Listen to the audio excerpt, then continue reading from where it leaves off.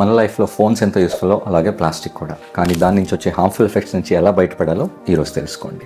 Last చాలా important, so చివరి వరకు చూడండి. నెంబర్ 4, టీ లవర్స్ అందు ఆ బ్యాగ్స్ ఆ వేడి నీళ్ళలో వేగానే లక్షల కోట్ల మైక్రో ప్లాస్టిక్స్ రిలీజ్ అవుతాయి. సో ప్లాస్టిక్ ప్లేస్లో పేపర్ కానీ కాటన్ పేపర్ టీ బ్యాగ్స్ ఉన్నాయేమో కనుక్కోండి. ఆర్ డైరెక్ట్గా టీ లీఫ్తో వేడి చేసిన టీ ప్రిఫర్ చేయండి. నెంబర్ 3, ప్లాస్టిక్ వాటర్ బాటిల్స్లో ట్యాప్ వాటర్ కంటే 2 ఇంతలు మైక్రో ప్లాస్టిక్స్ ఎక్కువగా ఉంటాయి. ఎస్పెషల్లీ అది హీట్కి ఎక్స్పోజ్ అయినప్పుడు మన ఇండియన్ వెదర్లో ఒక్కోసారి కార్లో మర్చిపోయి తర్వాత తాగుతూ ఉంటాం. అప్పుడు అది మన బ్లడ్లోకి ఎంటర్ అయ్యి బ్లడ్ బ్రెయిన్ బ్యారియర్ క్రాస్ అయ్యి బ్రెయిన్లో డిపాజిట్ అయ్యి డిమెన్షియా కూడా కాజ్ చేసే రిస్క్ ఉంటుంది. సో స్టెయిన్లెస్ స్టీల్ కానీ గ్లాస్ బాటిల్స్ ప్రిఫర్ చేయండి. ఇంట్లో కూడా రివర్స్ ఆస్మోసిస్ ఫిల్టర్డ్ వాటరే తీసుకోండి.